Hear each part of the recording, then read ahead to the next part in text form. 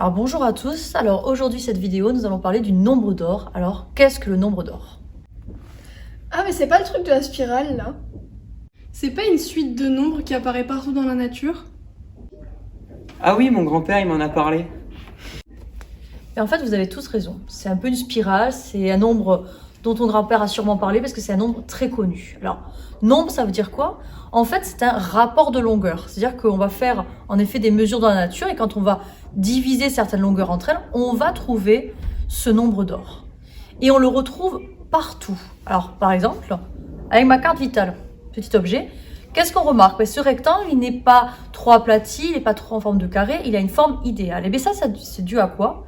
Lorsque tu vas diviser sa longueur par sa largeur, et bien tu vas retrouver le nombre d'or. Et ça, on le retrouve partout, que ce soit en architecture et même dans la nature, c'est-à-dire qu'on va prendre deux longueurs particulières, bien sûr, de l'objet. Et qu'est-ce qu'on va remarquer? En divisant, on retrouve toujours cette valeur.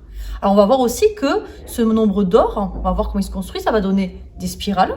On va même pouvoir aussi parler de triangle d'or. Donc déjà, on a vraiment cette idée de proportion. Mais ce nombre est tellement important qu'il faut savoir que Theodore Cook, en 1914, lui a donné le nom de phi. Alors pourquoi phi? Parce que phi, c'est une lettre grecque. Et donc ce rapport, et c'est en hommage au sculpteur Phidias, qui a vécu au 5e siècle avant Jésus-Christ, et qui est une sorte de référence par rapport à l'art de cette époque. Alors forcément, et oui, le nombre d'or, c'est un rapport avec l'architecture, avec l'art. Et donc c'est ce que nous allons faire maintenant, nous allons découvrir le nombre d'or à travers le temps et l'espace. Bon voyage!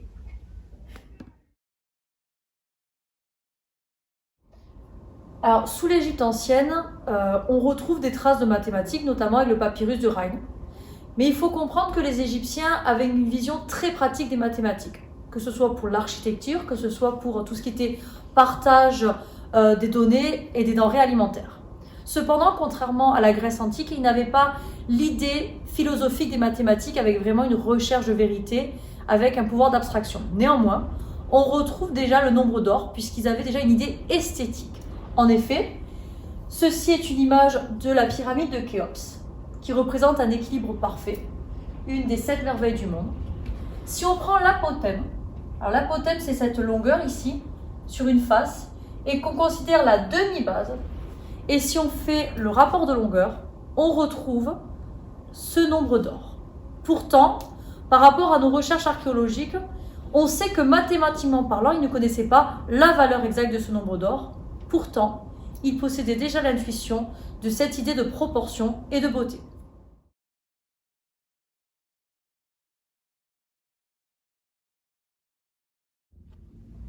Donc là, clairement, on a vu avec Theodore Cook que ce nombre d'or, qui est un quotient de longueur, donc ici B sur A pour faire apparaître notre rectangle d'or, on l'a appelé phi, d'où cette lettre grecque, en hommage donc au sculpteur Phidias.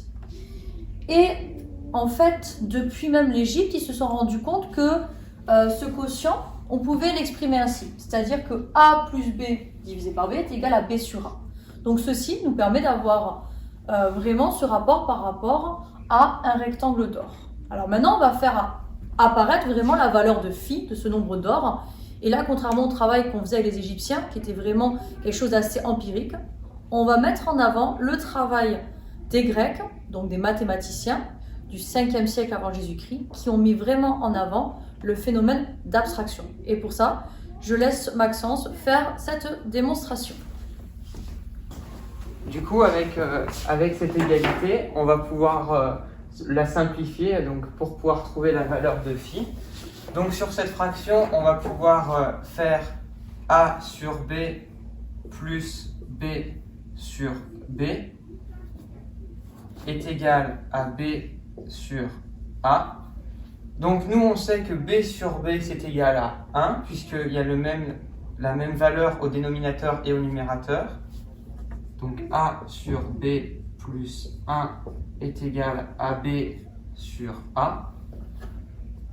Ensuite, on va pouvoir se servir de la valeur de phi, B sur A, afin de la remplacer dans toute notre égalité. Donc si phi est égal à B sur A, c'est-à-dire que 1 sur phi est égal à A sur B. Donc ici, on va avoir 1 sur phi plus 1 qui est égal à phi. Ensuite, on va pouvoir continuer de simplifier l'égalité. Donc, c'est-à-dire que on va pouvoir multiplier par phi de chaque côté. On va avoir ici phi sur phi plus phi est égal à phi au carré.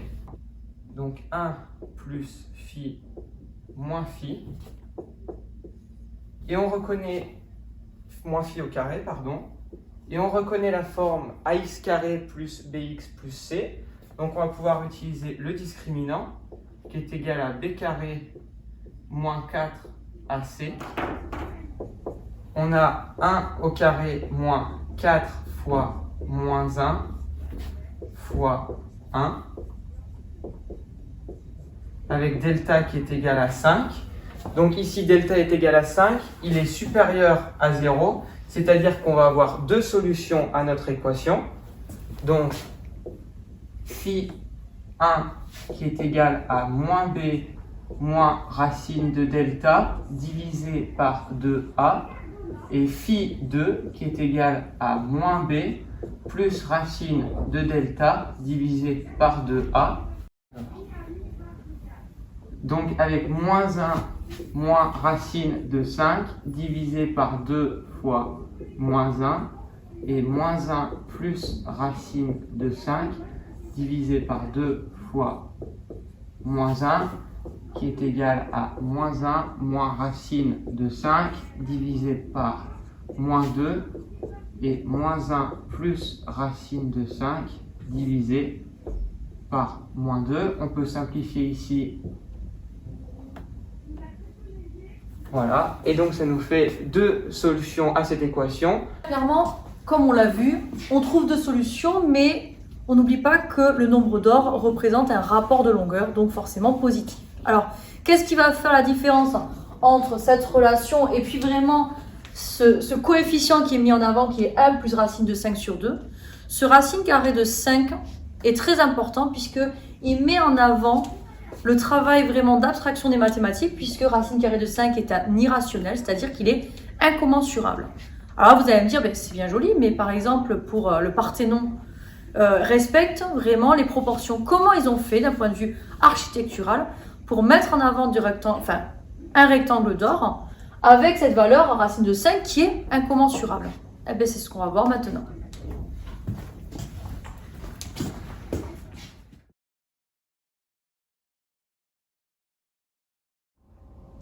Donc là, on va voir comment on peut construire un rectangle d'or en utilisant notamment Pythagore. On va avoir un triangle rectangle avec comme côté AB qui vaut 1,5 et AC qui vaut 1. Donc on a BC au carré est égal à AB au carré plus AC au carré. On sait que AB vaut 1,5, donc on met 1,5 au carré plus 1 au carré. Sauf que 1 au carré, ça fait 1. On réécrit, BC au carré est égal du coup à 1 quart plus 4 quarts. On sait donc que BC au carré vaut 5 quarts et que BC vaut racine de 5 sur 2. On va maintenant tracer un cercle de rayon racine de 5 sur 2 pour pouvoir continuer notre raisonnement. Ici, on va donc utiliser le nombre d'or et phi. On sait que c'est égal à la longueur sur la largeur. Ici, on a le rayon fait 1,5 plus racine de 5 sur 2. On va donc l'écrire. Et le tout divisé par le côté AC, donc 1. On a donc que phi vaut 1 plus racine de 5 sur 2. On peut donc voir un rectangle d'or se tracer à l'aide de GeoGebra avec donc les mesures que nous avons trouvées.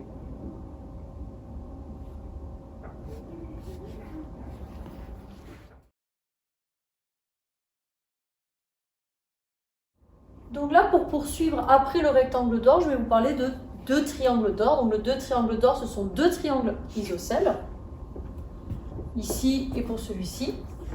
Et on va essayer de montrer en quoi ces triangles sont des triangles d'or. Alors, il faut comprendre que si ici, je construis ma médiane va être une hauteur. Ici, donc, on va pouvoir appliquer le cosinus. Dans ce triangle-là, je vais considérer ici le point H. Donc, dans ce triangle rectangle H, je vais considérer que cosinus de 36, ici, il vaut le côté adjacent sur l'hypoténuse. Donc, il vaut la longueur HB sur BC. Alors ici, clairement, on sait que HB, c'est la moitié de notre longueur AB. Donc ça vaudra 1/2 de notre longueur AB sur notre longueur BC. Or, qu'est-ce qu'on sait sur notre nombre d'or? On veut que ce soit le rapport, notre nombre d'or, entre la base et un des côtés. Donc on va avoir ici que AB, ici, sur ma longueur BC, et va valoir 2 fois le cosinus de 36 degrés. Et bien 2 fois le cosinus de 36 degrés correspond au nombre d'or. Ça va être exactement la même chose qui va se produire avec le triangle suivant.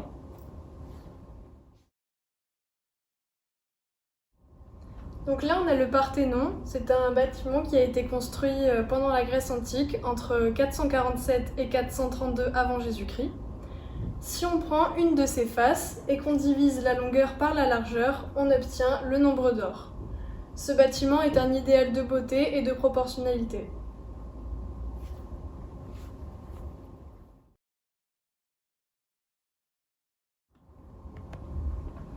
Donc après l'Antiquité, maintenant nous partons au Moyen-Âge avec ce fameux mathématicien Fibonacci. Alors il faut comprendre quelque chose, c'est que Moyen-Âge, c'est un terme qui a été utilisé à la Renaissance pour montrer que cette période, qui va approximativement de 500 à 1500, était une période d'obscurantisme. Et pourtant, on retrouve des travaux de mathématiques et scientifiques de qualité. Donc Fibonacci, déjà on lui doit une suite, on va voir comment elle fonctionne. Et surtout, on lui doit le développement des nombres, alors des nombres arabes, qui sont plutôt d'Inde, d'accord, mais bon, on fera une vidéo là-dessus, en Europe, d'accord. C'est lui qui s'est vraiment rendu compte de l'intérêt de ces chiffres arabes. Et en plus, maintenant, nous allons travailler sur cette suite, la suite de Fibonacci. Alors, la suite de Fibonacci, clairement, nous nous retrouvons avec UN plus 2 qui est égal à UN plus 1 plus UN, avec les premiers termes U0 qui est égal à 1 et U1 qui est égal à 1. En fait, ce qui se passe dans cette suite, c'est qu'on prend les deux termes précédents et on les ajoute pour obtenir le terme d'après. Donc, si on a 1 plus 1, on va ainsi de suite développer notre suite. Alors, cette suite est clairement divergente. Ça veut dire qu'elle va tendre vers plus l'infini. Alors, vous allez me dire, mais quel rapport avec le nombre d'or? Eh bien, si on prend le quotient, c'est-à-dire qu'on va faire par exemple UN plus 1 UN plus 2 sur UN plus 1, lorsqu'on va faire tendre ce rapport vers plus l'infini, eh bien ce rapport de longueur va tendre vers le nombre d'or. Alors j'explique. Je vais considérer que L va être la limite, quand n tend vers plus l'infini, de UN plus 1 sur UN. On va donc considérer ici que ce rapport de longueur, on l'admet, est convergent. Alors ici, si on divise, je vais tout diviser par UN plus 1. Je vais me retrouver avec du UN plus 2 sur UN plus 1. Alors, j'ai le droit de diviser dans la mesure où ce terme est toujours différent de 0. Est égal donc à UN plus 1 sur UN plus 1, qui est de plus un sur un plus 1. Alors ici, on a le même terme, ça fait 1. Ici, maintenant, on va faire tout tendre vers plus l'infini. Donc là, on va avoir la limite L qui est égale à 1 plus 1 sur L. Et là, ici, en fait, on va se retrouver avec une équation du second degré que nous avons vue en début de vidéo. En effet, nous allons nous retrouver avec L au carré, si je multiplie par L de chaque côté, est égal à L plus 1. Donc, L carré moins L moins 1 est égal à 0. Comme précédemment, lorsque nous avons cette équation du second degré, nous allons avoir donc deux résultats. Mais forcément, on voit clairement que tous les éléments de cette suite sont positifs. Donc L va être égal à 1 plus racine de 5 sur 2. C'est-à-dire que même si notre suite est divergente, lorsqu'on va prendre le rapport de longueur, eh bien, les rapports de longueur vont converger vers le nombre d'or. Alors, avec cette suite, on va travailler sur la spirale d'or. Et cette spirale d'or, elle va être beaucoup vue dans tout ce qui est peinture, etc. C'est ce qu'on va voir dans la suite de notre vidéo.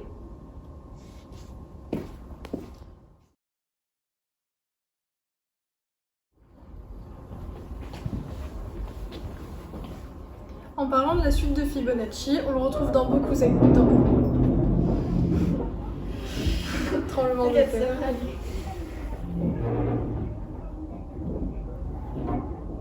Attends un peu que ça passe. En parlant de la suite de Fibonacci, on le retrouve dans plein d'exemples, notamment dans le corps humain et ici avec l'avant-bras. Donc le bras.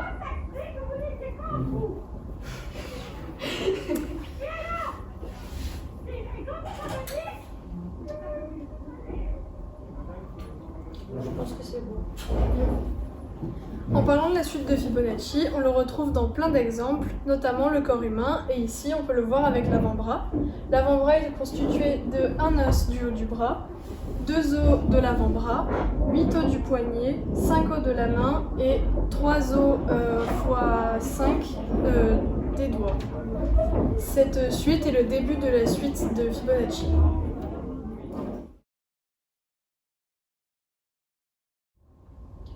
À la Renaissance, un autre mouvement se met en place, c'est l'époque de l'humanité. Les humanistes, notamment ceux de la Pléiade, vont mettre l'homme au centre de tout. Le Moyen-Âge est le temps de l'esprit, d'un point de vue purement spirituel et sacré. Le temps de la Renaissance, c'est une période, on va dire, anthropocentrée, c'est-à-dire qu'on est basé sur l'homme. À partir de là, on va découvrir un retour à l'Antiquité, à tout ce qui est idéal de beauté. De la Renaissance, on aura aussi la période du classicisme avec Louis XIV, où Versailles, par exemple, reprendra tous les critères de beauté de l'Antiquité. Donc on va avoir ce retour à l'idéal, à la proportion. Notamment avec Léonard de Vinci, qui va reprendre le principe de l'homme de Vitruve, ce principe de proportionnalité. Anecdote rigolote sur les êtres humains et par rapport au nombre d'or. Si on prend la longueur totale d'un humain et sa longueur du sol au nombril, on va retrouver ce nombre d'or. Alors on va retrouver ici, dans l'art, tous ces principes, c'est-à-dire qu'on va avoir un respect de la proportion de l'être humain, contrairement au Moyen-Âge, en fait, où la différence de taille entre les individus était liée à leur rang social. Donc on va avoir une nouvelle idée de la beauté. À partir de la Renaissance, donc, on voit clairement dans l'art une idée de proportion, de beauté. On va retrouver une spirale d'or, etc., au fur et à mesure des peintures. Ce nombre d'or aussi, on va le retrouver dans la nature, avec tout ce qui est coquillage, etc., même dans les végétaux. Et puis même, on découvrira en fin de vidéo une musique utilisant le nombre d'or. Donc à partir de là, on va voir énormément d'œuvres utilisant ce nombre d'or.